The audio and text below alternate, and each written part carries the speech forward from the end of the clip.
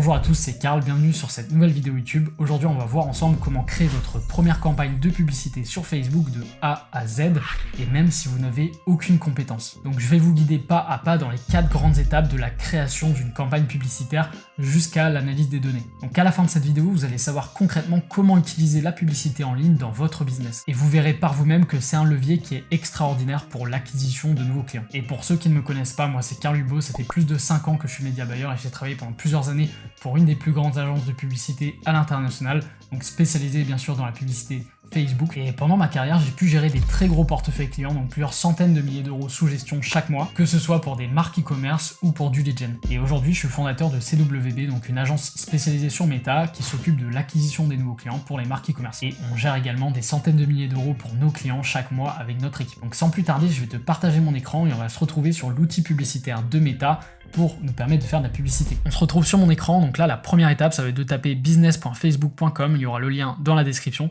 et vous faites entrer. À ce moment vous allez arriver sur cette page, vous allez cliquer sur autoriser et se connecter avec Facebook.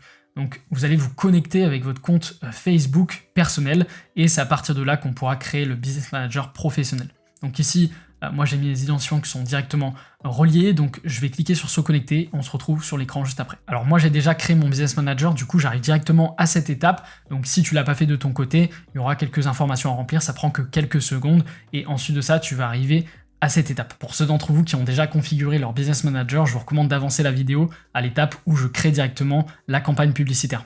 Pour les autres, du coup, on va aller directement dans l'onglet paramètres en bas à gauche qui vous permettra d'accéder directement aux paramètres d'entreprise du Business Manager. C'est ici que vous allez pouvoir contrôler littéralement toutes les actions de votre entreprise. Donc une fois que vous êtes là, vous allez pouvoir ajouter par exemple des administrateurs, ajouter des personnes directement qui auront un accès à votre entreprise. Donc ici avec juste l'adresse mail, vous pouvez donner accès à des collaborateurs. Donc là par l'instant on va pas le faire. Ici vous avez les accès partenaires, donc là ça concerne uniquement les agences. Après ça au niveau du compte dans les pages, là ici vous avez que les pages Facebook qui sont regroupées ici. Donc là je vous recommande d'ajouter votre page Facebook si elle est déjà existante, cliquez dessus et rentrez le lien de votre page Facebook. Si vous n'avez pas encore créé de page Facebook, vous pouvez la créer directement depuis cet onglet là et de nommer la page, la catégorie, mettre une biographie, faire next et après ça vous devriez mettre un logo directement de votre page et vous aurez votre page professionnelle qui sera directement créée et imbriquée directement sur le Business Manager, donc ça c'est vachement pratique aussi. Après ça vous avez l'onglet compte publicitaire qui vous permettra de faire de la publicité parce que pour l'instant vous avez juste créé l'entité donc du Business Manager mais vous n'avez pas encore créé le compte qui vous permettra de faire de la pub. Donc c'est ici qu'on va venir l'ajouter et faire créer un compte publicitaire. Alors moi, avec cette entreprise-là, je ne peux pas en créer plusieurs malheureusement, mais pour vous donner un exemple concret, on va se retrouver sur un autre Business Manager, juste pour que vous puissiez suivre toutes les étapes. Ok, donc on se retrouve sur le Business Manager de mon agence, et à partir de là, moi, je peux créer pas mal de comptes publicitaires. Donc je viens ajouter un compte, créer un compte publicitaire tout en haut. Donc demander l'accès, ça c'est pour ceux qui ont déjà un compte, mais que en fait l'entreprise est rattachée à un autre Business Manager, du coup vous pouvez réclamer un accès à un compte existant ou demander à partager un compte publicitaire. En règle générale, vous allez vouloir créer un compte publicitaire lorsque vous êtes débutant, donc vous venez ici directement, vous pouvez renommer le compte. Donc là moi je vous recommande d'écrire compte publicitaire directement pour que vous sachiez que c'est le compte publicitaire, parce qu'il y aura pas mal d'éléments après sur votre Business Manager et vous pourriez vous perdre entre les pages Facebook, les comptes publicitaires, les pixels, le Business Manager, etc. Donc compte publicitaire / et là le nom de votre marque. Donc là par exemple le nom de mon agence CWB, le fuseau horaire, donc là on est sur les heures de Paris ici et en euros évidemment. Donc je viens sélectionner euros et après ça je vais pouvoir faire suivant et j'accepte les conditions de service de Meta. Donc là je vais pouvoir directement faire créer un compte publicitaire. Donc là le compte va être créé directement. Et à partir de là, vous allez voir qu'il va falloir rapidement mettre les informations de paiement si ce n'est pas déjà fait. En règle générale, vous ne l'auriez pas fait juste avant. Donc en général, il va falloir ajouter les informations de paiement. Et c'est important de le faire à cette étape parce que après, vous pourriez oublier au moment de lancer les publicités. Et c'est à ce moment que vous pourriez risquer d'être banni ou alors d'avoir un blocage publicitaire. Donc je vous recommande de le faire à cette étape. Alors si jamais à cette étape, vous n'avez pas encore rempli vos informations de paiement, il y a ici une rubrique facturation et paiement qui vous permettra, lorsque vous cliquez dessus, tout simplement d'ajouter des informations de facturation, que ce soit PayPal ou alors une banque en ligne, peu importe. À partir de là, dans moyens de paiement, donc là par exemple à cette étape, ce que vous devez faire, c'est simplement aller sélectionner votre compte publicitaire ici, et ensuite en dessous vous allez pouvoir ajouter un moyen de paiement directement à cet endroit-là, donc soit PayPal, soit une carte de crédit classique, et ici vous mettez votre numéro de carte, et on a terminé avec cette étape. On peut retourner directement sur le paramètre d'entreprise, donc même chose ici, si vous êtes bloqué, vous pouvez aller sur tous les outils dans les 3 petites lignes qui sont ici, et paramètre d'entreprise, la roulette qu'il y a là, et sinon vous ouvrez plusieurs onglets comme moi, c'est un peu plus pratique. Après ça, vous allez pouvoir connecter votre compte Instagram, à savoir qu'aujourd'hui, Facebook n'autorise plus le fait d'ajouter plusieurs comptes Instagram sur le Business Manager, donc vous allez pouvoir créer et ajouter un seul compte Instagram. Donc les autres comptes Instagram qui sont ici, que vous voyez à l'écran, ce sont les comptes de mes clients qui leur appartiennent et qui est connecté à leur propre Business Manager. Donc ça évite aussi à Facebook d'avoir plein d'assets qui sont connectés et ça limite aussi les fraudes, donc les gens qui créent plein de comptes Instagram, etc. Après ça, le compte WhatsApp également qu'on peut venir ajouter ici directement. Une fois que tout ça est fait, on va pouvoir aller dans source des données et c'est à cet endroit-là qu'on va créer le pixel. Et lorsque vous êtes dans l'onglet pixel, vous allez être redirigé directement dans l'ensemble des données juste en dessous.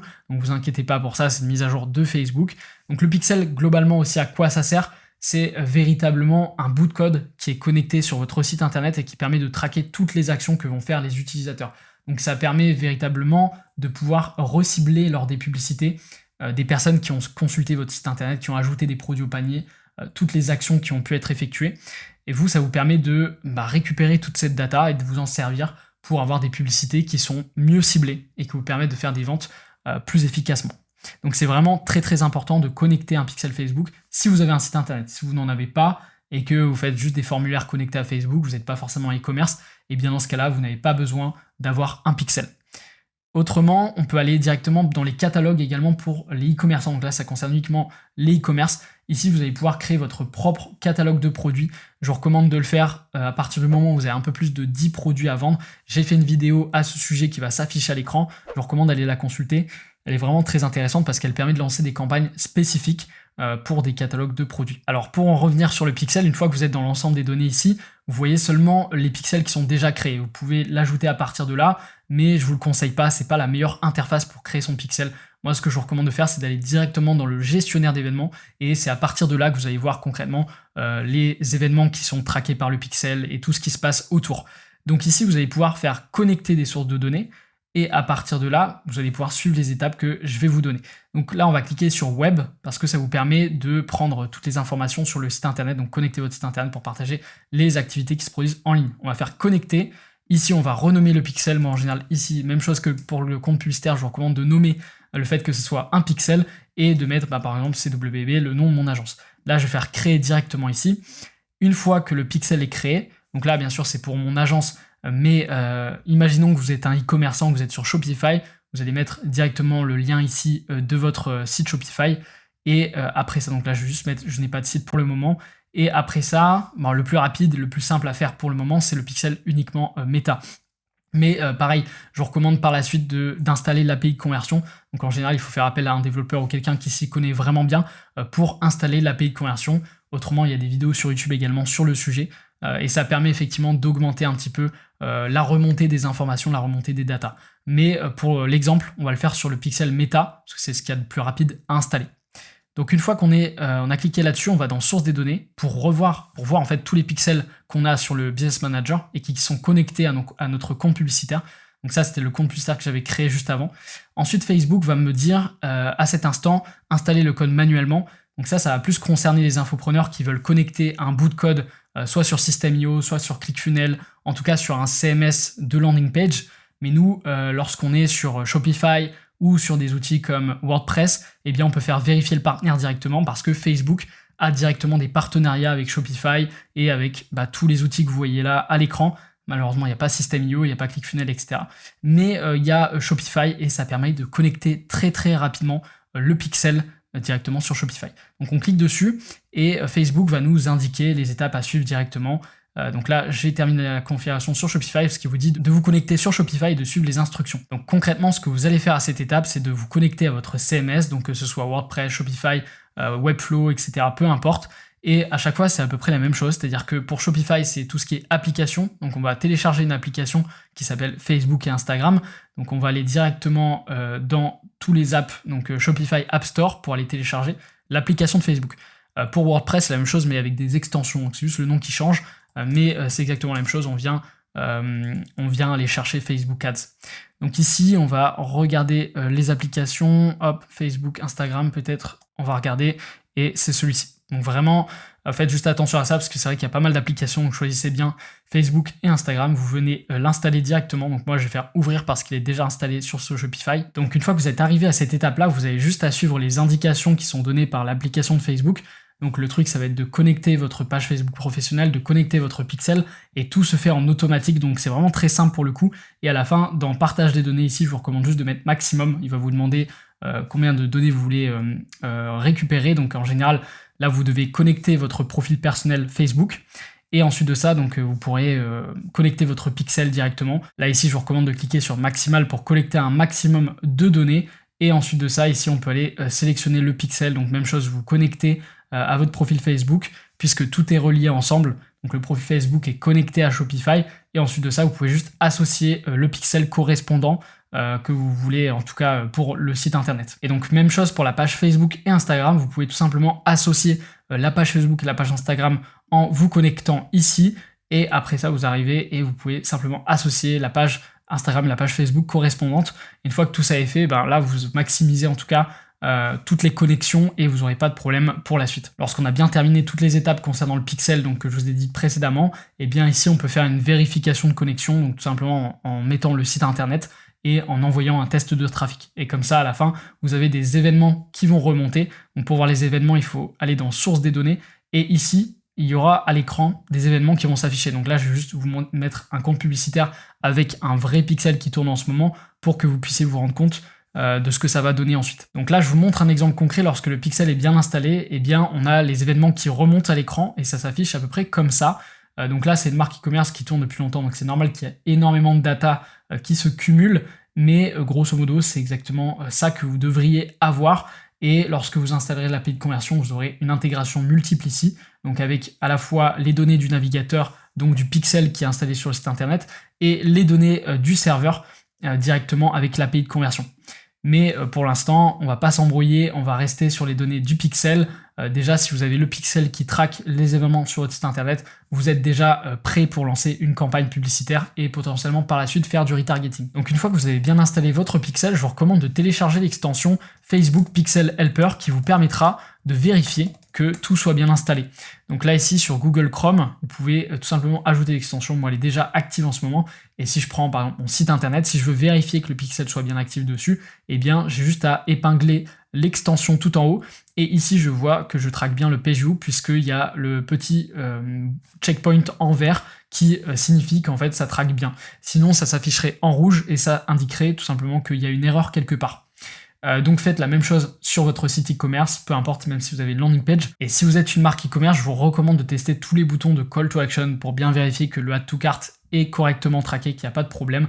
Donc là, lorsque je clique sur ajouter au panier, normalement, voilà, on devrait voir le add to cart. Donc là, il y a un point d'exclamation qui indiquerait potentiellement un bug au niveau du tracking.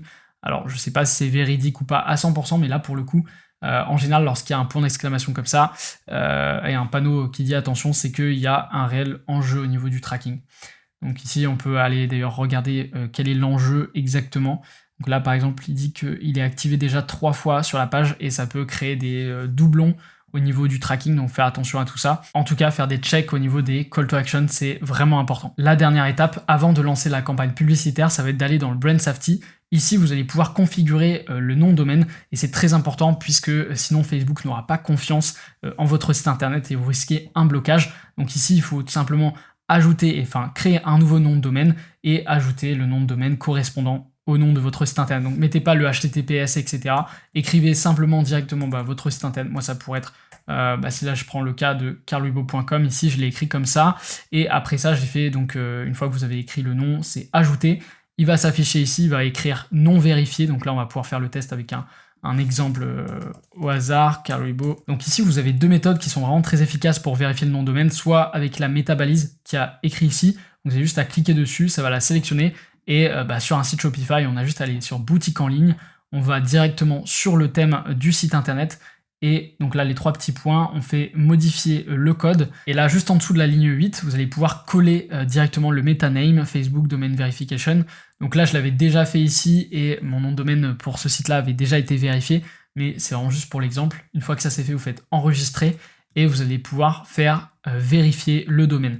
La deuxième méthode qui est très efficace aussi, c'est de mettre à jour l'enregistrement TXT-DNS. Donc là, si vous avez un site qui est hébergé ou un nom de domaine qui est hébergé par exemple sur OVH, bah là c'est assez simple, vous allez sur WebCloud et au niveau de votre nom de domaine, donc là je prends le site de Carl Weibo par exemple, mon site directement, et bien ici on peut faire ajouter une entrée, on fait TXT qui est ici, et on peut venir directement ajouter la valeur. En général ici il n'y a rien à mettre, on a juste à faire suivant, et on a déjà ajouté l'entrée. Donc là moi je l'avais déjà fait ici et c'est comme ça que j'ai pu vérifier directement le nom de domaine carlweibo.fr. Donc une fois que vous avez fait tout ça, eh bien on est prêt à lancer enfin et à créer la campagne publicitaire. Donc pour ça on va aller dans les 3 lignes en haut à gauche et on va cliquer sur gestionnaire de publicité. On va arriver dans une nouvelle interface, donc qui est l'interface du compte publicitaire. On va penser à bien sélectionner le compte publicitaire qui va s'afficher en haut, parce que si vous en avez plusieurs, vous risquez de vous tromper. Donc là, sélectionnez bien le bon compte publicitaire, et à partir de là, on va pouvoir créer la campagne de publicité. Donc lorsque vous êtes sur l'interface du gestionnaire de publicité, vous allez voir qu'il y a 3 rubriques principales qui sont à l'écran. Il y a l'onglet campagne, donc qui concerne en fait le choix de l'objectif de conversion. C'est ici que vous allez cliquer sur créer et que vous allez voir en fait l'objectif de conversion de la campagne. Donc on va voir les différents objectifs de campagne dans un instant. Donc ensuite on a l'onglet ensemble de publicité ou ad set en anglais. Il y en a beaucoup qui disent aussi ad set.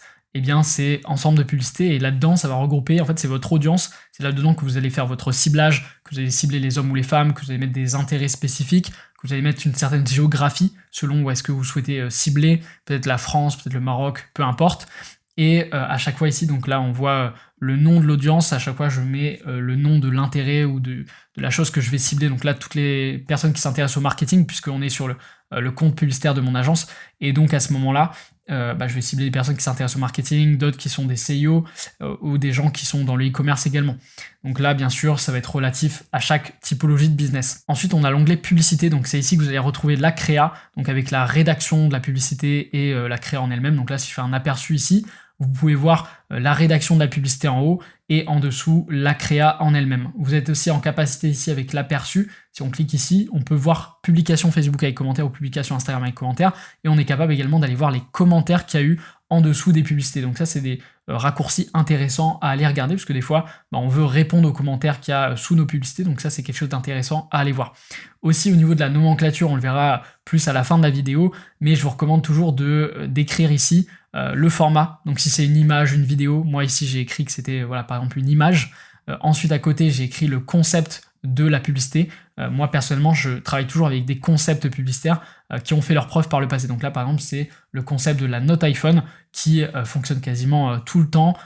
Et du coup ici je l'ai adapté selon mon avatar, hein. Donc c'est à dire que là je parle aux personnes qui sont en manque d'inspiration pour leur publicité, et avec de la preuve sociale, avec du coup différents bénéfices, différents arguments marketing, etc. Et donc de bien penser à renommer chacune des créas, puisque ça va contribuer à la structuration de la campagne, et derrière ça va favoriser votre analyse. Vous allez savoir exactement quelle créa est testée et pour quelles raisons ça fonctionne mieux qu'une autre, etc. Puisqu'après dans l'analyse des chiffres, là par exemple on voit qu'elle a fait 7 achats, celle-ci elle en a fait 5 sur les 2 derniers jours. Bien penser aussi à quelque chose, c'est la timeline. Ça c'est une erreur que je vois beaucoup aussi chez les débutants, c'est de pas faire très attention au calendrier qui est en haut à droite, et pourtant c'est ça qui va faire que vous allez pouvoir avoir une bonne analyse de vos publicités. Donc faites très attention à ça. Placez-vous, là par exemple si vous lancez la campagne aujourd'hui, placez-vous demain sur la journée du 22 pour regarder les résultats, pas sur la journée du 21 alors que vous n'avez pas lancé les campagnes ce jour-là. Sinon vous allez voir qu'il n'y a rien qui est dépensé. Or, vous êtes en train de dépenser de l'argent. Donc faites très attention à ce genre d'erreur, parce que je le vois très souvent. Pareil pour l'analyse des données, en règle générale, regardez sur une période un petit peu plus longue. Regardez pas les résultats au day-to-day, regardez pas forcément ce qui se passe au jour par jour, mais regardez sur une timeline un petit peu plus grande pour analyser les résultats. C'est toujours bien de dégrossir ce qu'on voit à l'écran. Personnellement, un des conseils qu'on m'a donné qui, je trouve, est très très pertinent sur l'analyse des données et que je peux vous partager aujourd'hui, c'est le fait d'investir votre argent sur Meta comme si vous investissiez votre argent en bourse. C'est exactement la même chose. Et on ne s'attend pas forcément à un retour sur investissement immédiat lorsqu'on investit en bourse. Et bien, je pense que c'est un petit peu la même chose sur Meta. Des fois, il faut attendre quelques jours pour attendre aussi que les publicités s'optimisent et avoir des premiers résultats avant de prendre des décisions. Un autre onglet qui pourra vous être utile, c'est l'onglet rapport, puisqu'il vous permet de créer un nouveau rapport et à l'intérieur de pouvoir avoir une vue d'ensemble sur les montants qui ont été dépensés, selon si ça a été dépensé plus sur des femmes, sur des hommes, sur Instagram ou sur Facebook, parce que pour rappel, Meta, ça inclut Instagram, Facebook, WhatsApp, Threads et Messenger. Donc du coup, si on regarde l'analyse au niveau des plateformes, eh bien on se rend compte d'où est-ce que Facebook Ads va dépenser notre budget en marketing. Et donc en règle générale, là si je prends, pensez bien à regarder au maximum, hein. Ici c'est vraiment ça qui nous intéresse, c'est de regarder sur une timeline assez grande pour vraiment savoir où est-ce qu'en majorité on va dépenser vraiment l'argent. Donc là je décoche le nom de la campagne pour avoir une vue d'ensemble. Et bien pour moi en tout cas c'est plus Instagram, c'est là où je vais dépenser le plus de budget. Alors pour rappel ça se fait en automatique parce qu'on va le voir par la suite dans les bonnes pratiques, c'est de laisser l'algorithme de Meta cibler pour vous et donc dans ce cas-là l'IA sera capable de savoir que c'est mieux de dépenser sur Instagram ou sur Facebook. Et en général, on est assez mauvais pour deviner si c'est mieux pour notre audience d'aller dépenser le budget là-dessus ou sur Facebook en général. Donc pareil, je pourrais faire aussi une analyse de l'âge pour savoir en majorité sur quelle tranche d'âge je vais le plus cibler les personnes. Et ça me donne aussi des informations intéressantes sur l'avatar. Donc là, les 25-34 ans sont ceux qui ont le plus de budget qui est alloué. Donc en général, si Meta attribue plus de budget sur une certaine tranche d'âge, ça signifie simplement que c'est la meilleure tranche d'âge qui est potentiellement intéressée par mon produit. Donc ça c'est plus un onglet qui va nous servir dans un second temps et c'est pour cette raison qu'on va se concentrer essentiellement aujourd'hui sur la création d'une campagne publicitaire et donc on va rentrer dans le détail tout de suite. Donc à partir de là je vais me mettre dans la peau d'un e-commerçant, à savoir que ça ne sera pas les mêmes objectifs de campagne si vous faites du lead gen et que vous voulez plus de prospects. Je vais passer rapidement sur tous les objectifs de campagne. Donc en premier, on a l'objectif de notoriété, donc qui va servir simplement à faire en sorte que les gens se souviennent d'avoir vu passer vos publicités. Donc l'avantage de l'objectif de notoriété, c'est que vous allez pouvoir aller toucher des gens à très bas coût, c'est-à-dire que ça ne va pas vous coûter cher pour diffuser votre publicité à des dizaines de milliers de personnes. Et donc ça fait en sorte que les gens vont se souvenir parce qu'ils vont voir la publicité passer une fois, deux fois, trois fois, mais ça va pas faire des ventes directement. Et ça va pas non plus convertir sur des prospects. Après, l'objectif de trafic, lui, il est simplement là pour faire en sorte qu'il y ait un maximum de personnes qui voient votre page de destination. Donc ça sert simplement à apporter beaucoup de gens sur votre site internet, mais pas forcément des gens très qualifiés. Donc là, c'est pas non plus ce que je vous recommande de faire. Après, l'objectif d'interaction, là, c'est pour tout ce qui est like, commentaire, partage sur vos publicités ou sur votre page Facebook ou page Instagram directement. Là, ça sert peut-être pour des événements en particulier. Je ne sais pas si vous faites un concours ou quelque chose comme ça, ça peut être intéressant pour booster un petit peu la publication, mais en général, la même chose, je ne recommande pas du tout de dépenser de l'argent sur des objectifs d'interaction, puisque c'est pas ça qui va vous amener plus de chiffre d'affaires. Ensuite, l'objectif de prospect, c'est vraiment ça qui va vous permettre d'alimenter votre base client, donc votre newsletter concrètement. Si vous êtes un e-commerce, ça pourra vous servir lors des concours et même de manière evergreen, donc toute l'année, d'avoir une campagne qui tourne pour de l'acquisition d'emails, ça peut vraiment toujours servir.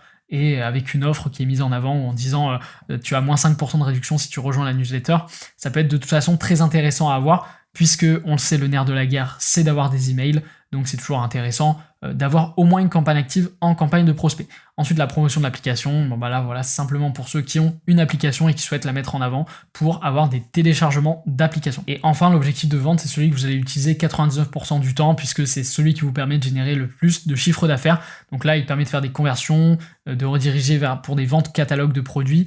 Dans tous les cas, c'est pour de la conversion ou alors pour des appels de vente directement. Donc une fois qu'on a sélectionné notre objectif de conversion, donc moi ici ça va être les ventes, eh bien on va pouvoir renommer notre campagne publicitaire. Je vous recommande toujours ici de renommer à quelle étape du funnel vous en êtes. Donc si par exemple vous faites de l'acquisition de nouveaux clients, TOF ça signifie simplement top of funnel pour aller chercher des nouveaux clients. Si on fait du retargeting, on sera sur BOF pour bottom of funnel et à ce moment-là on ira recibler des personnes qui ont interagi avec nos publicités ou qui connaissent déjà la marque ou le produit. Après ça, je vais toujours écrire ABO ou CBO tout simplement. Donc là, Audience Budget Optimization, c'est quand on optimise le budget dans les audiences et CBO, c'est quand on active ce bouton en bas, donc qui est là, budget optimisation au niveau de la campagne. Et à ce moment-là, donc le budget va être réparti dans la totalité de la campagne et c'est Facebook qui va attribuer le budget dans les audiences. Donc c'est lui qui va décider comment il attribue le budget dans les audiences. Et donc si on décoche ce bouton-là, on va répartir le budget à l'intérieur des audiences, ce qui va faire en sorte qu'on va pouvoir tester différentes audiences avec un même budget par exemple pour faire différents A/B tests. Et on va obliger Facebook en quelque sorte de dépenser 20 € ici, 20 € dans l'autre audience qu'on va dupliquer. Par exemple, si là je la duplique, on va forcer Facebook à dépenser 20 € et 20 € dans chacune des audiences. Et peut-être qu'ici on va faire un A/B test entre l'audience qui va cibler des gens qui s'intéressent au marketing et dans celle-ci l'audience des gens qui s'intéressent au e-commerce. Tout simplement pour voir quel intérêt répond le mieux et avec lequel on a les meilleures conversions. Alors c'est sûr que si vous êtes complètement débutant, je vous recommande de cocher ce bouton et d'y aller avec du CBO, tout simplement parce que ça va être la meilleure méthode, la plus simple en tout cas pour commencer, sans se prendre la tête avec des A/B tests, des choses comme ça, et ça vous permettra déjà de tester plusieurs publicités.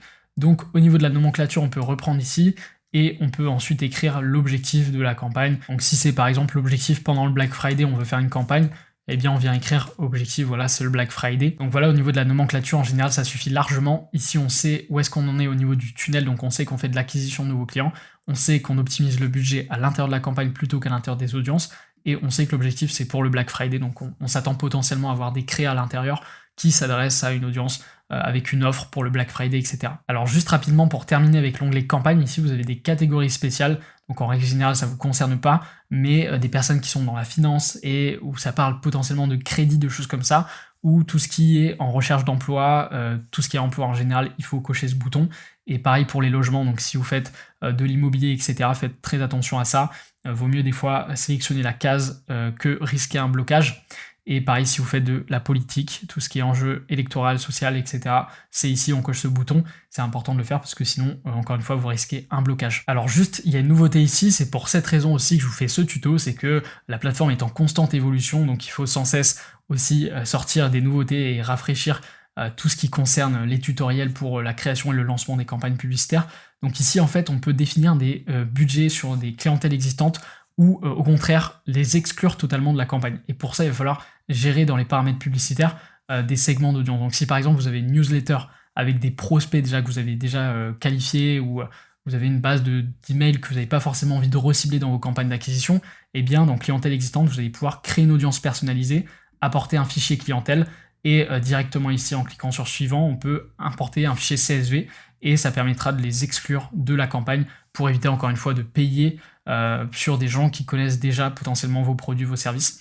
Donc ça c'est intéressant de le faire quand même et ça c'est la petite nouveauté qu'il y a directement ici. Après ça vous allez pouvoir cliquer sur suivant pour arriver au niveau de l'audience. Ici comme je vous le disais tout à l'heure, la nomenclature est très importante parce que ça permet en un coup d'œil d'analyser un adset et de savoir s'il est performant ou non sans avoir besoin d'aller modifier, d'aller à l'intérieur pour vérifier ce qu'on a mis comme paramétrage.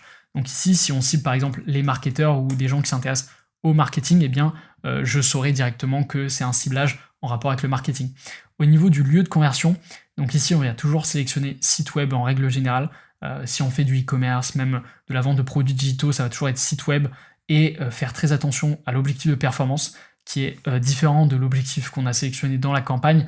Ici, il faut faire très attention de ne pas mettre par exemple maximiser le nombre de vues de page de destination, le clic sur le lien, etc. On veut maximiser le nombre de conversions pour avoir plus de ventes sur le site internet. Donc dans tous les cas, il sera coché comme prédéfini normalement, mais faites attention à ça. Ici donc, on vient sélectionner le pixel qu'on avait créé ensemble tout à l'heure. Si vous avez un problème à ce niveau-là, vous pouvez aller dans tous les outils paramètres d'entreprise. Ça se peut que des fois on l'a créé, mais qu'il n'est pas connecté directement au compte publicitaire. Et donc quand on est dans les paramètres d'entreprise, si on retourne dans ensemble des données, qu'on clique sur notre pixel et qu'on fait connecter des éléments, on peut ajouter tout simplement le compte publicitaire qui est concerné.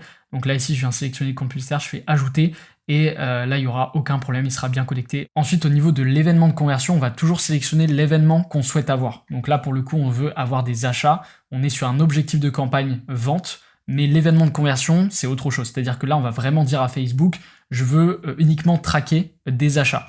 Et on pourrait tout simplement faire ajout au panier, dans ce cas-là Facebook optimiserait pour avoir un maximum d'ajouts au panier. Mais là, c'est pas le cas, on veut absolument l'événement de conversion final qui est la vente, donc l'achat. Ensuite, juste en dessous, vous avez l'objectif de coût par résultat, donc ça, on va pas forcément trop l'utiliser, c'est pour ceux d'entre vous qui savent exactement combien ils sont prêts à payer au maximum pour faire une vente. Alors là, l'enjeu, c'est que si vous mettez un budget trop restreint, c'est-à-dire que si vous dites ok, moi je suis prêt à payer 12 € pour faire une vente à 100 €, eh bien Facebook n'ira pas dépenser le budget parce qu'il va estimer que c'est un objectif irréaliste et dans ce cas-là, il ne va pas dépenser le budget. Donc il faut vous attendre à ce que vous mettiez en tout cas un prix qui soit raisonnable, environ, je sais pas, x4, x5 par rapport au prix du produit qui est vendu sur le site internet. Et surtout, faites attention par rapport à vos marges en fait. En vérité, c'est surtout par rapport à vos marges que vous allez fixer un objectif de coût par résultat maximum ici. Et Facebook va en moyenne dépenser ce montant-là pour faire une vente. Donc pour l'activer ici, il faut retourner dans la campagne parce qu'on n'a pas activé au niveau du volume d'enchères de campagne. On s'est mis sur volume le plus élevé. Donc ça signifie qu'on veut avoir un maximum de ventes, qu'on ne restreint pas l'algorithme à ce niveau-là. Moi, c'est ce que je vous recommande de faire. Mais sinon, vous pouvez vous placer sur objectif de coût par résultat directement là. Après, il y en a d'autres, des objectifs, donc objectifs de ROS. Donc à ce moment-là, il est obligé d'avoir un certain ROS, sinon il dépense pas le budget. Et même chose pour la limite d'enchère, mais là c'est encore plus restrictif puisque une fois que le montant de 12 € par exemple a été dépensé, s'il n'y a pas eu de vente qui a été générée, eh bien instantanément Facebook va arrêter de dépenser le budget. Tandis que si vous êtes sur un objectif de coût par résultat, eh bien il va dépenser un petit peu plus, des fois il va monter peut-être à 20 €, et s'il se rend compte qu'il n'est pas capable de faire une vente en moyenne dans le temps, et sur la durée, il n'est pas capable de vous apporter des ventes à 12 €, et bien dans ce cas-là, il va arrêter de dépenser. Mais dans tous les cas, pour tester votre produit, je vous recommande pas de partir avec cet objectif. C'est plus quand on est confirmé et qu'on sait à peu près combien on paye en moyenne pour faire des ventes qu'on peut aller sur cet objectif. Après ça, on a les paramètres d'attribution. Donc là, c'est tout ce qui concerne les clics et les vues de vos publicités. Donc lorsque quelqu'un voit votre publicité et qui clique dessus, et bien ici, on fait la distinction entre des personnes qui vont justement cliquer sur la publicité et des personnes qui vont simplement voir la publicité.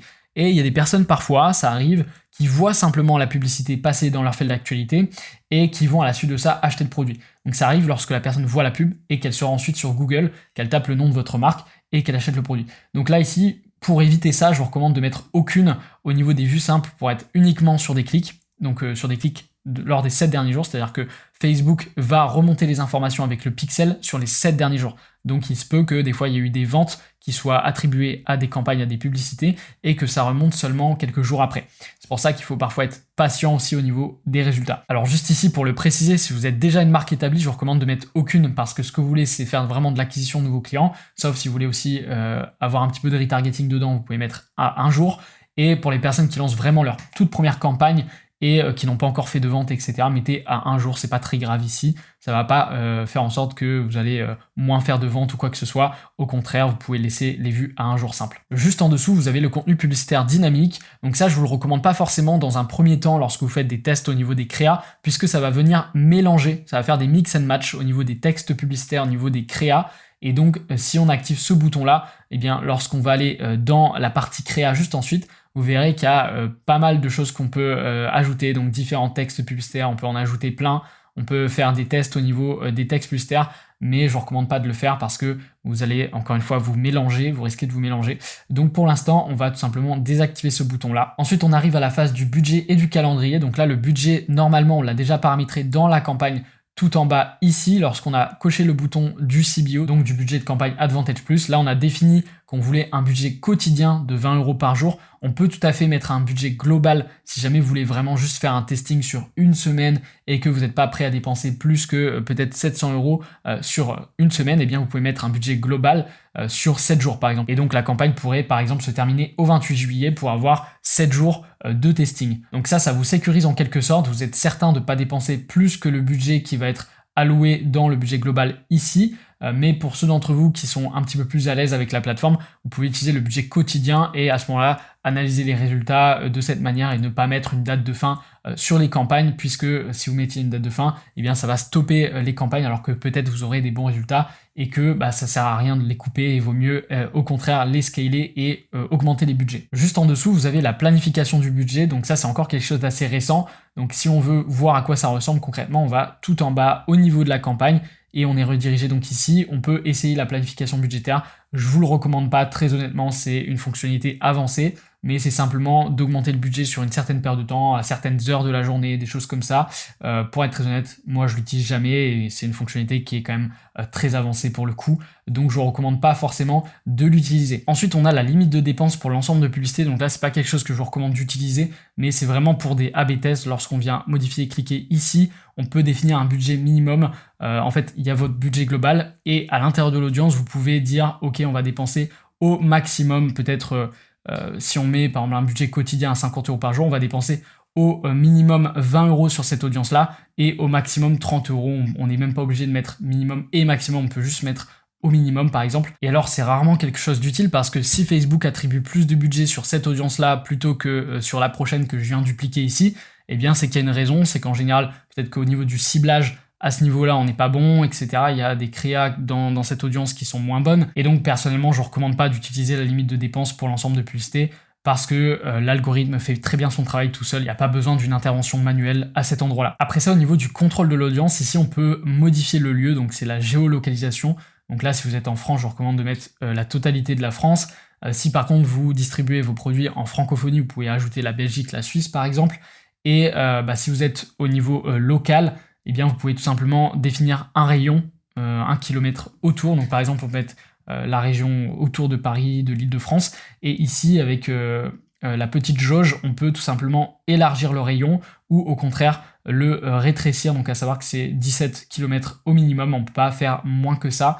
Après, on peut quand même déplacer un repère aussi ou parcourir d'autres villes. On peut ajouter plusieurs villes. Si vous êtes présent donc uniquement dans les villes, on peut tout simplement les ajouter à cet endroit-là. Donc là, moi, je vais mettre la France, hop. Et une fois que ça c'est fait, il y a aussi la possibilité, si vous le souhaitez, d'utiliser des audiences enregistrées. Donc là, je vais vous montrer par la suite comment enregistrer et prédéfinir une audience. En règle générale, c'est pas quelque chose que moi je vais utiliser. Je vais tout simplement utiliser la fonctionnalité qu'il y a à l'écran pour élargir le périmètre et juste en dessous définir l'âge minimum. Je vous recommande toujours de mettre 18 ans au minimum.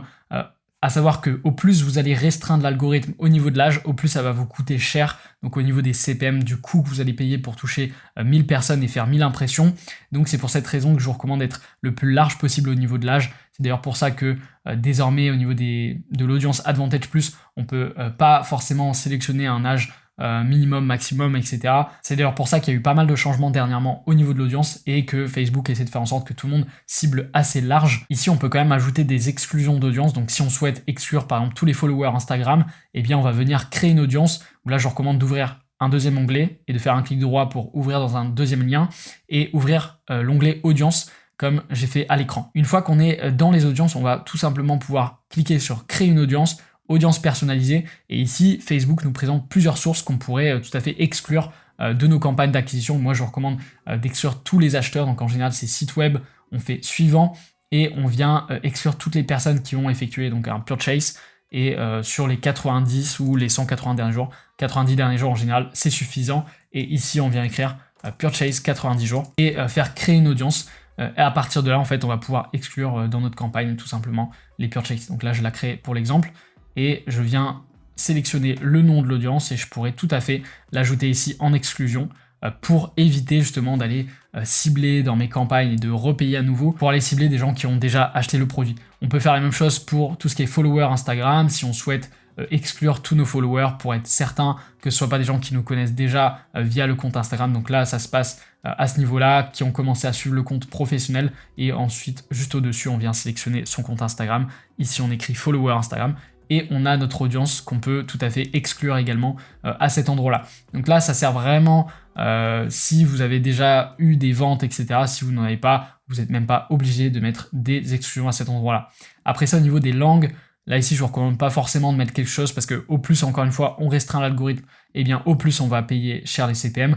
Mais vous pourriez, si par exemple, vous êtes sur la région de Québec, eh bien à Québec il y a des gens qui parlent français, anglais, et bien à ce niveau-là on vient préciser qu'on veut des personnes qui parlent français, France, hop, on met France tout à la limite, comme ça on est tranquille, parce qu'il y a France et France-Canada juste ici, et en tout cas là ça permet exclusivement d'avoir des personnes qui parlent français et qui utilisent en tout cas Facebook en français.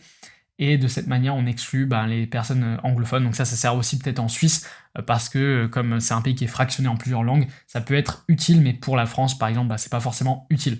Ensuite, au niveau de l'audience Advantage Plus, donc là, c'est de laisser l'algorithme cibler très large, ce qu'on appelle le broad. Donc là, c'est vraiment le type de ciblage. Là, par exemple, moi, j'ai mis ciblage marketing. Si vous souhaitez mettre un ciblage, par exemple, marketing ou des intérêts, eh bien, il va falloir cliquer sur revenir aux options d'audience initiale pour pouvoir justement intégrer des intérêts, des choses comme ça. Sinon, si vous voulez cibler le plus large possible, c'est aussi quelque chose que je peux vous recommander de faire. Ça va dépendre vraiment de votre typologie de business. Si vous êtes très niché dans quelque chose, je vous recommande plutôt d'aller sur des intérêts. Et si vous êtes plutôt mass market, de laisser des audiences Advantage Plus. Donc là, admettons que vous ayez une marque qui soit très nichée, on va cliquer sur revenir aux options d'audience initiale, utiliser l'audience d'origine, et à partir de là, vous allez voir que ça débloque beaucoup de fonctionnalités entre guillemets. Vous avez la possibilité de faire des lookalike ici. Donc les audiences lookalike, j'en ai fait une vidéo qui va s'afficher à l'écran pour t'expliquer quelle est la différence entre une audience personnalisée lookalike qui permet d'aller chercher des nouveaux clients et une audience personnalisée classique qui est simplement une audience de retargeting et un bassin de personnes qui vous connaissent déjà. Donc je vous recommande vraiment d'aller voir cette vidéo-là si c'est encore flou pour vous à instant T. Et sinon, on peut effectivement définir des audiences personnalisées ici plutôt que des intérêts. Après ça, donc la localisation, ça change pas. Ici, l'âge, on peut définir un truc plus restrictif. Encore une fois, moi, je vous recommande pas de le faire. Au niveau des genres ici, bah là, ça y est, on peut ajouter homme ou femme. Donc là, ça peut être quand même utile d'utiliser les audiences initiales juste pour définir les hommes et les femmes, parce que si on est sur les audiences Advantage+, eh bien, on laisse totalement Facebook faire s'il souhaite dépenser plus sur les hommes ou sur les femmes. Donc ici, on peut tout simplement être plus restrictif au niveau du genre. Et enfin, au niveau du ciblage, on pourrait tout à fait donc là mettre des personnes qui s'intéressent au marketing. Donc là, c'est ce que j'ai mis plus haut justement, l'audience marketing. Donc là, faites attention à la taille de l'audience et à droite, vous avez écrit si c'est plutôt un intérêt relié à des domaines d'études, à un poste, à un employeur, à une école ou un intérêt. Nous, ce qu'on veut, c'est vraiment les intérêts. Vous verrez que justement l'audience est plus grande et donc on veut vraiment marketing business France et donc on veut vraiment sélectionner un intérêt. Après ça, on peut tout simplement faire un copier-coller pour renommer l'audience qui a plus haut, comme ça c'est clair sur quel ciblage on a à l'intérieur. On peut aussi, il y en a qui le font en tout cas au niveau de la nomenclature, écrire si c'est des hommes ou des femmes ou si c'est les deux et donc écrire HF comme ceci et écrire la taille de l'audience. Donc là admettons 4,9 millions de personnes. C'est pas obligatoire, personnellement je le fais pas souvent, mais ça peut être en tout cas quelque chose qui clarifie encore une fois mieux les audiences. D'ailleurs, pour clarifier également au niveau de la nomenclature dans la campagne, on pourrait aussi ajouter ici l'objectif. Donc si on est sur des ventes, on peut écrire vente. Si on est sur des prospects, on vient écrire prospect pour savoir exactement qu'est-ce qu'on fait en termes d'objectif de campagne à cet endroit-là. Donc là, on est sur des ventes, donc on va écrire ça juste ici. Ensuite, on retourne au niveau de l'audience. Donc là, on a vu toutes ces étapes-là. On arrive ensuite aux bénéficiaires et aux payeurs. Donc là, on va écrire simplement la personne qui met sa carte bancaire, donc le nom de l'entreprise ou de la personne qui va justement payer les publicités. Donc là, c'est une norme européenne. On est obligé d'écrire le nom du payeur ici. Donc ça n'a pas d'impact quelconque, c'est simplement une norme à appliquer. Après ça, au niveau des placements publicitaires, je vous recommande toujours d'être sur les placements Advantage+. Donc ça, c'est vraiment un des Power 5 de Facebook. Les Power 5, c'est vraiment ce que Facebook recommande à tous les utilisateurs qui font de la publicité, à tous les annonceurs. Et là, pour le coup, les placements automatiques, c'est vraiment ce qui vous permet d'avoir les meilleurs résultats parce que l'algorithme est plus fort que nous, parce qu'il va savoir mieux que nous sur quoi il va devoir dépenser le budget. Est-ce que c'est mieux de dépenser son budget sur Facebook ou sur Instagram? Ça, c'est mieux que ce soit entre les mains de Meta. Et donc je vous recommande pas de vous mettre sur les placements manuels, sauf si vous êtes dans un objectif de peut-être de notoriété à la limite et que vous souhaitez diffuser un maximum vos vidéos pour plus de notoriété et à ce moment-là, vous voulez faire que des placements réels ou des placements story et donc dans ce cas-là, vous voudriez simplement enlever les fils d'actualité et laisser juste par exemple les stories et les réels et ça peut être effectivement une stratégie intéressante ou même de faire un A/B test uniquement sur les stories. Mais en règle générale, je vous recommande quand même, dans tous les cas, d'être sur des placements automatiques, de ne pas vous prendre la tête avec ça, surtout si c'est votre première campagne Facebook. Après ça, on va cliquer sur suivant et on va arriver donc dans l'ensemble de publicités. À ce niveau-là, au niveau de la nomenclature, c'est assez simple. Donc là, je vais vous partager juste une mind map. Moi, ce que je fais en général, c'est toujours mettre le format publicitaire, potentiellement l'angle marketing et ensuite le concept publicitaire. Des fois, je ne mets pas forcément l'angle marketing, mais au moins écrire le nom du format avec le concept publicitaire. Ça, c'est vraiment très important parce que ça permet de savoir exactement ce qu'on est en train de tester en termes de concept. Donc ça va être par exemple une image et avec la note iPhone. Tout simplement. Donc on écrit note iPhone. Après ça, donc si on fait plusieurs A/B tests avec des angles marketing bénéfices, on pourrait venir écrire l'angle marketing ou pain, donc pain c'est vraiment les points de douleur, on pourrait aussi le préciser à ce niveau-là. Donc ici on vérifie bien que la page Facebook est connectée, donc en règle générale il n'y a pas de problème à ce niveau-là, mais s'il y a un enjeu, je vous invite à retourner dans les paramètres d'entreprise comme on avait vu tout à l'heure, et bien penser à vous donner les accès, donc on va le faire ensemble quand même, juste au cas où. Donc quand vous allez dans les paramètres d'entreprise à ce niveau-là, vous allez dans les pages et vérifiez bien que vous vous êtes donné les accès à votre propre page Facebook. En général, il n'y a pas de problème, mais ça peut arriver. Et donc ici, connecter des éléments. Et donc ici, affecter des personnes. Et là, vous allez tout simplement sélectionner votre profil. Donc là, on voit écrit déjà affecté. Et vous allez tout cocher. Donc vraiment, vous pouvez cocher tout ici pour être tranquille. Faites la même chose avec la page Instagram juste en dessous ici. Avec le compte Instagram, vérifiez bien que c'est relié à vous-même, enfin que vous êtes affecté tout simplement la fonctionnalité. Donc là par exemple je me suis même pas affecté les accès parce qu'il est connecté directement à ma page Facebook, donc j'ai même pas besoin de me connecter les accès à ce niveau-là. Une fois que c'est fait, pensez bien à sélectionner votre page Facebook et votre page Instagram. Alors la page Facebook c'est vraiment un obligatoire, vous êtes obligé d'avoir la page Facebook professionnelle pour faire de la publicité, on voit le petit astérix qui est là justement. Le compte Instagram c'est pas obligatoire, mais moi personnellement je vous le recommande parce que c'est comme ça que vous allez pouvoir gagner des abonnés, fédérer une communauté et potentiellement avoir des acheteurs aussi en organique parce que ça va se mêler entre l'organique et la publicité. Donc vraiment le compte Instagram, connectez-le le plus tôt possible, c'est vraiment très important de le faire. Après ça, on va se placer sur créer une publicité, à savoir qu'il y a aussi la possibilité d'utiliser une publication existante. Pour ceux d'entre vous qui font justement beaucoup d'organique sur Instagram, ça peut être intéressant et pertinent de réutiliser un post qui a bien fonctionné en organique, de venir sélectionner une publication ici et d'aller sélectionner sur Instagram le post qui a bien fonctionné pour vous. Donc là, par exemple, je pourrais prendre celle-ci, elle a fait le 26 likes, je pourrais tout simplement la réutiliser dans un post et à ce moment-là, il n'y aurait même pas besoin de modifier le texte. Ça reprend le texte organique. Par contre, vous ne pouvez pas le modifier, donc ça, c'est un peu un enjeu aussi. Et à ce niveau-là, vous avez juste après à sélectionner un call to action, donc en savoir plus où acheter si vous vendez des produits. Donc là, mettons acheter. Et bien penser à mettre le lien de redirection, c'est vraiment le truc le plus important ici, parce que si vous redirigez dans le vide, eh bien vous allez dépenser le budget nulle part. Donc pour revenir sur la configuration, nous on va se focaliser sur créer une publicité. En règle générale, c'est ce que vous allez tous vouloir faire. Au niveau de l'importation, on reste en manuel. Au niveau du format, on se met sur images et vidéos uniques. C'est toujours ce qui marche le mieux, et surtout pour commencer, on va pas se prendre la tête avec des carousels, des formats collection, etc. On va rester sur un classique. Donc le format image ou vidéo. Publicité multi-annonceur, ça permet d'apparaître sur différents formats, différents placements publicitaires, à côté de ses concurrents. Donc là, on peut tout simplement laisser ce bouton coché. Au niveau de la programmation, c'est un petit peu comme la programmation du budget tout à l'heure. Ça, c'est pas quelque chose que je vous recommande et que j'utilise personnellement. Donc, n'y prêtez pas attention, mais c'est simplement pour programmer la diffusion d'une publicité dans un ensemble. Mais voilà, c'est pas quelque chose qu'on va utiliser. Après ça, au niveau des sources publicitaires, donc on peut associer des sources publicitaires pour inclure plus d'informations sur notre publicité. Ça, personnellement, pareil, j'ai pas encore testé la fonctionnalité, c'est quelque chose d'assez nouveau. Donc en fait, ce qui est possible de faire maintenant, c'est d'ajouter tout simplement des URL et des redirections sur la même publicité. C'est pas forcément quelque chose que je vous recommande de faire parce que, en règle générale, même pour faire des A/B tests, etc., vaut mieux avoir deux ensembles de publicités qui testent deux publicités différentes avec des liens de redirection différents plutôt que d'avoir plein de liens de redirection différents dans la même publicité. Ça va être une galère pour faire votre analyse.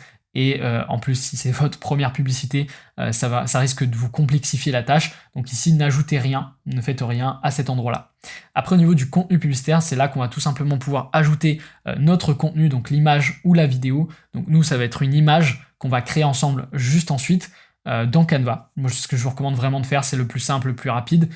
Donc on va faire ajouter une image et à cet endroit-là, on va venir télécharger une image qu'on aura créée dans Canva. Donc on se retrouve tout de suite sur mon template Canva. Alors petit instant promo, je mets à disposition un template de créa dans Canva pour le prix de 37 € et vous pouvez retrouver les meilleurs concepts publicitaires qui ont pu être testés sur le marché francophone.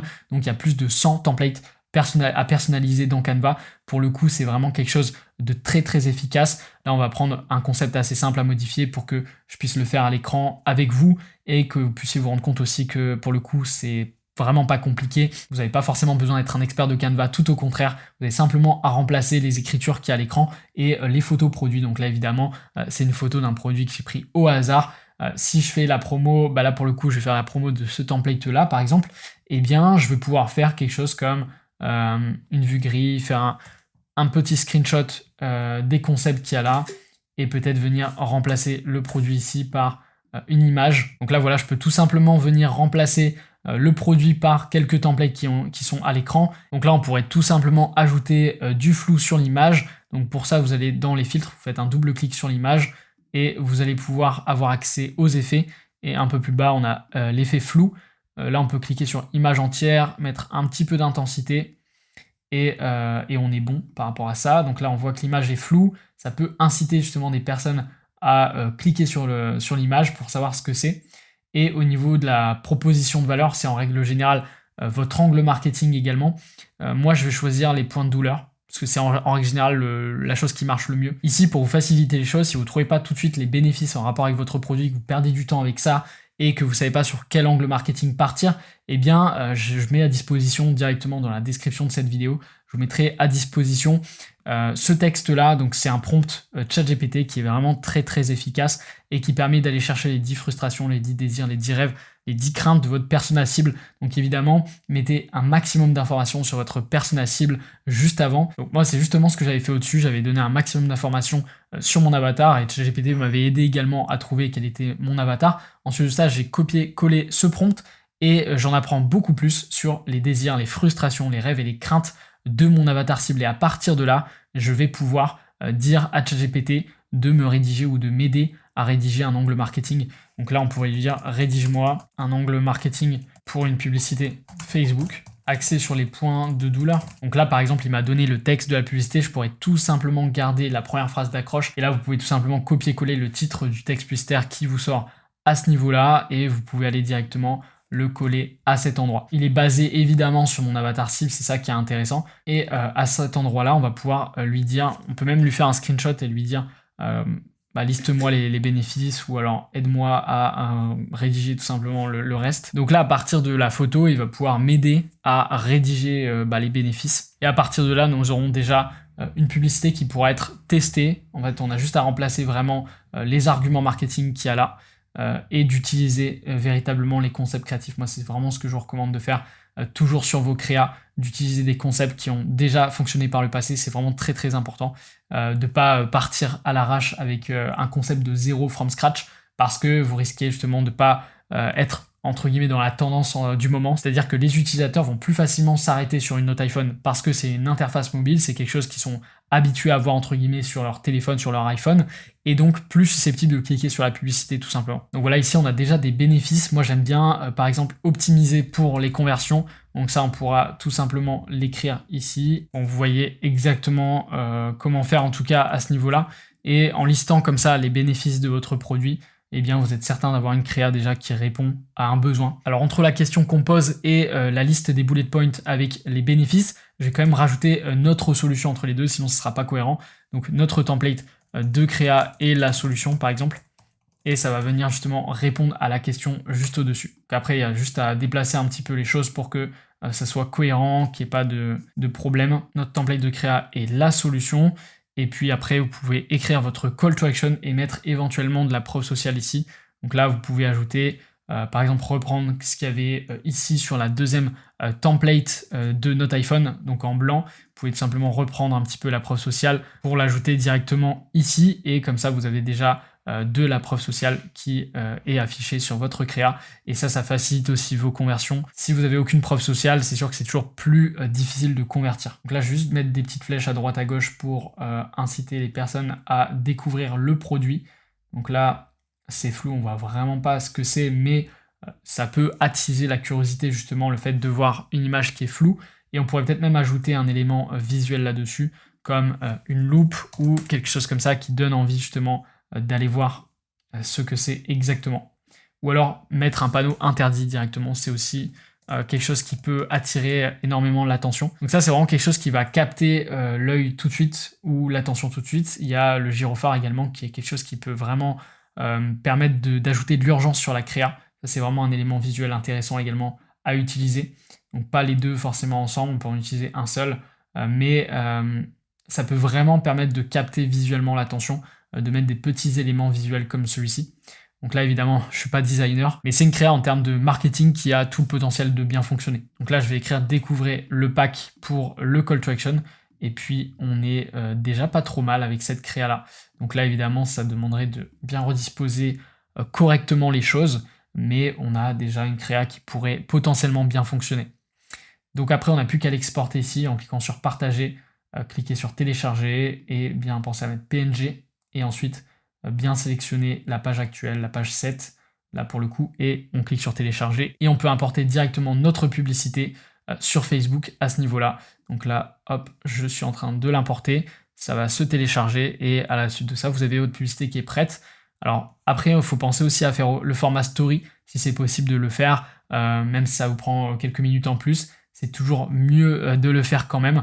Donc là, par exemple, on voit sur tout ce qui est story et réel comment ça va s'afficher. Donc là, le fond noir, il va rester comme ça, mais quand même, c'est pas forcément ce qu'il y a de plus optimal. Donc moi je vous recommande par la suite de remplacer. Là on peut venir remplacer justement la créa. Juste pour le format story, on peut venir la remplacer. Donc ici, ce qu'on peut faire, c'est simplement faire comme un copier-coller ici de ce qu'on a fait et venir ici sur Canva, créer un nouvel onglet et cliquer sur Story Instagram pour ouvrir du coup cette nouvelle page et on va pouvoir coller les éléments visuels, les redispatcher correctement pour que ça puisse correctement s'afficher en réel ou dans les placements story. Donc là, on va venir afficher ça autrement.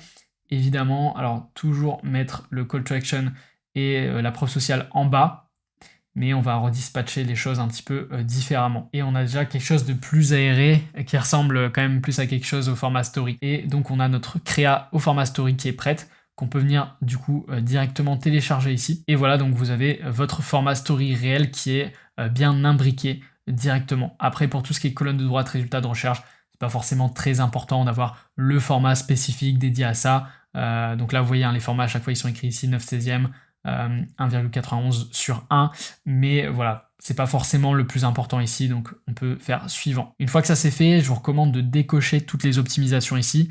Alors Facebook, pour faire joli, il va vouloir vous ajouter des choses, que ce soit les produits en dessous. Là, le catalogue de produits Shopify, je vous recommande pas de le faire parce que si vous voulez faire de la publicité sur un produit et que quelqu'un clique sur un autre produit qui a directement sur votre site, eh bien ça va fausser vos résultats, vous n'allez pas savoir concrètement est-ce qu'il a cliqué sur la pub ou sur un autre produit qui avait en dessous de la pub. Le filtre d'image, bon, pas forcément très utile non plus. Et d'autres types d'améliorations qui va venir vous cocher, donc faites attention ici. Il est capable de vous agrandir l'image avec de l'AI et ça rend pas forcément très joli. Il est capable de vous faire des retouches visuelles qui sont moches, il est capable de vous ajouter une musique qui est vraiment pas ouf. Donc faites vraiment très attention ici. Moi, je viens toujours décocher tous les éléments. Je laisse potentiellement juste des fois l'amélioration du texte et encore, en règle générale, je viens quand même tout décocher pour éviter qu'il y ait des problèmes ou des erreurs sur le texte ou sur des choses comme ça, parce qu'il est vraiment capable d'ajouter des éléments très très moches sur vos créas. Donc une fois que c'est terminé, on vient donc afficher ça comme ça. Donc faites attention de ne pas faire comme moi et de cliquer comme j'ai fait à l'écran. Sinon ça remet le format carré, parce qu'ici on peut modifier le groupe aussi à partir du crayon qu'il y a là. Donc à partir du crayon qu'il y a ici, on peut faire changer et on peut venir ajouter le format story de cette manière. Ensuite on fait enregistrer et voilà. C'est les deux manières de faire pour ajouter les formats, le format story.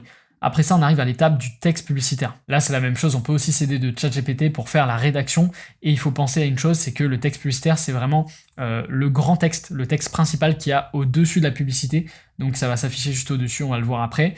Et ici, il faut penser vraiment à l'accroche. Donc comme quand on regarde une vidéo, il y a les 3 premières secondes qui sont très importantes, eh bien l'accroche sur une image, ça va passer aussi par la rédaction publicitaire et donc la première phrase qu'on va écrire ici va être très importante. Souvent ici, ce qu'on peut faire qui marche bien, c'est poser une question à l'avatar cible, un petit peu comme on a fait sur l'image publicitaire. On pourrait tout simplement lui poser une question pour qu'il s'arrête de scroller et que ça le touche lui personnellement. Donc là, pareil aussi, un petit conseil que je peux vous donner, c'est d'ajouter une extension pour les fautes d'orthographe. Parce que moi, je suis pas forcément le meilleur là-dessus, donc j'utilise une extension qui me permet justement de vérifier à chaque fois le texte. Donc ce que j'utilise comme outil, c'est Langage Tool, ça permet toujours de bien checker les rédactions publicitaires, parce qu'on peut aussi faire des erreurs là-dessus, donc faites attention à ça. On pourrait faire aussi quelque chose avec des bullet points, encore une fois, par exemple mettre une croix, et de dire si tu en as marre de faire telle ou telle action, arrête de perdre du temps et de l'argent, et tout simplement, nos templates de publicité sont conçus pour transformer tes campagnes et maximiser tes résultats. Ça pourrait tout à fait être quelque chose que je pourrais mettre à cet endroit. Donc une fois qu'on a notre rédaction publicitaire, vous voyez, le plus important c'est vraiment la première phase d'accroche, puisque ensuite la personne va cliquer sur voir plus, et c'est à ce niveau-là qu'elle va pouvoir découvrir le reste du texte. Donc ici c'est vraiment important d'avoir une rédaction qui est quand même bien réfléchie, qui s'adresse à notre avatar cible et qui répond à un de ses points de douleur ou un de ses désirs. En tout cas, c'est vraiment très très important de penser à ça. Au niveau du titre ici, souvent on va mettre l'offre en avant ou un argument marketing. Donc un argument marketing, c'est par exemple la livraison gratuite, ça peut être des arguments, ça peut être aussi de la preuve sociale, donc on pourrait dire sans avis de clients satisfaits, on pourrait tout simplement écrire ça. Ça peut être vraiment un titre impactant. Ce qui pourrait être également impactant, comme je le disais, c'est l'offre qu'il y a en ce moment. Donc par exemple, moi, ça va être 70% de réduction pour le lancement. Et si on était vraiment parti sur l'offre du Black Friday, comme il y a écrit dans la nomenclature de ma campagne ici, d'ailleurs il faudra que je vienne renommer, eh bien je pourrais mettre 70% pour le Black Friday par exemple. En fait, on vient justifier à chaque fois l'offre, c'est très important de pas simplement mettre 70% de réduction comme ça. On met 70% de réduction pour le lancement, pour le Black Friday, pour une offre en ce moment qui tourne. Donc là, on pourrait mettre un emoji du noir parce qu'en général, tout ce qui tourne autour de Black Friday, on met des couleurs noires. Et en général, dans la description, c'est vraiment une toute petite phrase qui va être écrite en dessous du titre. Et bien, à ce niveau-là, on peut mettre satisfait ou remboursé ou alors une objection de notre audience et on peut écrire une toute petite phrase, donc quelques mots seulement, juste pour vous montrer à quoi ça va ressembler concrètement au niveau des placements publicitaires. Le titre il va être vraiment situé au niveau du call to action et la description également. Et ensuite de ça, donc là je vous ai dit juste répondre à l'objection, donc satisfait ou remboursé par exemple. En dessous, optimiser le texte pour chaque personne, ça on peut le laisser activé, c'est pas quelque chose que je vais toucher en général. Au niveau du call to action, on peut soit mettre en savoir plus ou acheter. En général, si ça demande de l'éducation votre produit et que la personne n'a pas conscience à 100% de son problème et qu'il faut faire un petit peu d'éducation et présenter la solution, des choses comme ça, on met en savoir plus. Et si c'est d'être vraiment agressif parce que la personne connaît son problème parfaitement, eh bien on peut mettre acheter directement. Donc ici pour le coup on peut mettre acheter et en dessous on va bien faire attention. On va pas cocher les catalogues de test, de A/B test, ça sert vraiment uniquement lorsqu'on utilise le catalogue de produits.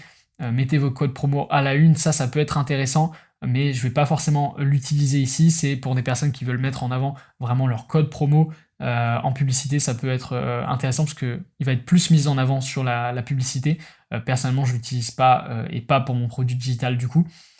Contenu publicitaire Advantage Plus. Ici, il faut vraiment faire très attention au niveau du contenu publicitaire Advantage Plus. C'est les améliorations que Facebook va vous faire sans votre accord. Et donc, on peut les modifier également à partir de là, de venir décocher toutes les optimisations. Il y en a même qui sont cachées ici, afficher plus d'améliorations. Et là, celui-là, ça va, c'est les commentaires pertinents, donc on peut le laisser. Mais voilà, il cache vraiment les améliorations et il faut vraiment faire attention à tout ça. Après, au niveau de la destination, là, vous mettez bien le lien. Surtout, c'est pour ça d'ailleurs que la preview s'affiche mal, je pense. C'est que j'ai pas bien mis le lien à cet endroit-là. Une fois que je vais le mettre, normalement, ça va bien afficher correctement la preview avec le titre, etc. Donc, on va attendre quelques secondes. Et voilà, là, le titre apparaît enfin. Et c'est que tant que vous n'avez pas mis votre lien de redirection, eh bien, des fois, ça ne va pas s'afficher correctement au niveau du preview. Ici, au niveau du lien d'affichage, c'est simplement le lien que les gens vont voir en dessous de la publicité. Et si vous avez un lien qui est pas très joli, qui inspire pas confiance, des fois ça peut faire en sorte que les gens vont pas cliquer sur votre publicité. Donc des fois vous pouvez tout simplement mettre Carl Weibo comme ça, enfin je veux dire simplement couper la totalité de votre URL. Faites attention de le faire dans le lien d'affichage, pas dans l'URL du site web, sinon vous allez rediriger pas vers le bon lien du coup. Mais par contre les personnes vont voir un bel URL. Donc par exemple je peux virer le HTTP, je peux mettre juste le www. carlweibo.fr ici, et c'est quand même plus joli, ça fait plus sérieux on va dire lorsqu'on voit la publicité de cette manière. Après au niveau des extensions navigateurs, ici faites attention à ne rien cocher d'autre, pas mettre WhatsApp etc, pas mettre d'instant expérience, de toute façon vous n'avez pas la possibilité de le faire, c'est soit on coche le site web, soit on coche une instant expérience ou un événement Facebook. À savoir qu'une instant expérience c'est grosso modo comme une landing page, donc une page de redirection mais qui est intégrée dans Facebook. Donc pour ceux qui n'ont pas du tout de site internet, ça peut être intéressant, mais en règle générale pour un e-commerce, vous allez toujours de toute façon rediriger vers votre site web. Après ça, au niveau des langues, ça je sais que c'est très intéressant et pertinent pour des e-commerce qui veulent faire de la publicité sur le même marché, mais dans plusieurs langues différentes. Et bien plutôt que d'avoir deux campagnes distinctes, on peut faire tout ça dans la même campagne et d'intégrer la même publicité mais dans deux langues différentes dans le même ensemble de publicités. Ça, c'est quand même très intéressant parce qu'on va donner le pouvoir à Facebook et à l'algorithme de cibler correctement avec la même publicité, mais juste qui est traduite dans deux langues différentes, de dépenser davantage le budget sur potentiellement la clientèle anglophone ou davantage sur la clientèle francophone. Donc ça, c'est vraiment pertinent. Encore une fois, sur le marché de Québec, c'est quelque chose de très intéressant. Sur le marché français, peut-être un petit peu moins, mais ici, voilà, vous pouvez ajouter anglais et vous allez avoir deux catégories. Donc ici vous pouvez venir remplacer, alors là c'est votre image de base, mais ici anglophone vous pouvez venir remplacer l'image qu'il y a là. Alors attention, vous pouvez pas le faire si vous avez le format story qui est ajouté, vous pouvez le faire que si vous ajoutez uniquement le format carré. Donc là ici c'est pour ça qu'il y a un bug que je peux pas le changer. Si on met uniquement le placement carré, donc le placement du fil d'actualité, eh bien on peut venir changer ici à chaque fois. Donc faites attention à ça, et ici même chose, le lien de redirection, faire attention, et venir modifier le titre, le texte principal et la description. Faites attention parce que là, c'est pas dans le même ordre que ce qu'il y avait précédemment lorsqu'on regarde justement dans l'ensemble de publicité. C'est pas dans le même ordre. Il y a le texte principal qui est au-dessus, le titre qui est en dessous, et enfin la description. De toute façon, vous avez le preview qui s'affiche là, donc vous pouvez voir de toute façon ce que vous êtes en train de modifier. Mais donc le titre, c'est l'offre ici. Donc là, par exemple, Black Friday, il va s'afficher en bas à côté du call to action. Ensuite, sur la langue français, vous avez à chaque fois donc le titre qui s'affiche bien correctement. Là c'est des informations qu'on a déjà remplies, qui sont déjà pré-remplies ici.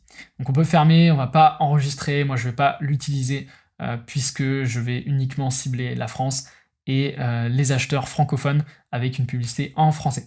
Ici, vous pouvez aussi ajouter un paramètre d'URL. C'est vraiment intéressant parce que ça permet de venir en backup en quelque sorte. Si vous n'êtes pas certain de votre tracking, eh bien vous pouvez venir ajouter un URL. Donc je vais vous le donner. Et donc on va venir coller cet UTM qui va permettre justement un double tracking derrière avec votre CMS. Donc vous le verrez dans votre backend si vous êtes sur Shopify. Vous serez capable de suivre les UTM au niveau des ventes et vous verrez véritablement de quelle publicité ça provient, etc.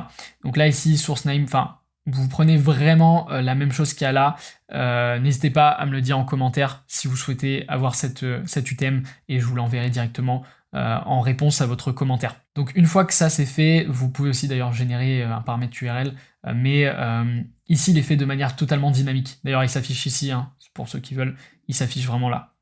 Là il se fait vraiment de manière dynamique, c'est-à-dire qu'il n'y a pas besoin de mettre d'autres choses, UTM source, tout est fait de manière dynamique et c'est ça vraiment l'intérêt de mettre cet UTM là. Donc une fois que tout est terminé, on fait un double check. C'est important de toujours double checker ce qu'on a fait au préalable, vérifier que vous n'avez pas de faute d'orthographe, vérifier que vous avez bien mis le placement carré, le format story également, et plus haut, vérifier que vous avez bien les pages Facebook qui sont connectées. Ensuite de ça, dans l'audience, vérifiez toujours votre budget si vous êtes OK toujours avec ce budget-là. Vérifiez bien que là, ici, réinitialiser la date de début. Il n'y a pas aussi, je casse tout de suite le mythe de commencer la campagne à telle ou telle heure de la journée, peu importe ça, vraiment, il n'y a pas de souci là-dessus. C'est vraiment un mythe de croire que si tu lances à 15h, ça va faire plus de ventes. Et après, alors faites attention aussi, des fois, il y a des boutons qui sont affichés, mais ils sont cachés. Là, quand je vous parlais tout à l'heure des paramètres d'attribution, en réalité, ils sont cachés ici, donc il faut à chaque fois cliquer sur afficher plus d'options pour le voir apparaître. Même chose pour pas mal d'autres petites fonctionnalités. Comme je vous le disais, là, ici, vous n'aurez pas le même écran que moi si vous n'avez pas désactivé l'option Advantage Plus pour revenir aux options d'audience initiale.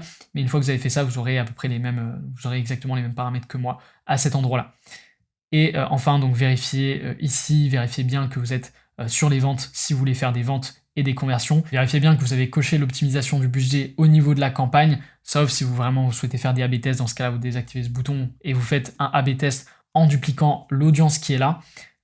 Ce que je vous recommande de faire si vous voulez tester différentes images, justement, c'est de venir dupliquer l'audience, de laisser exactement la même audience, mais par contre de modifier la créa qu'il y aura à l'intérieur.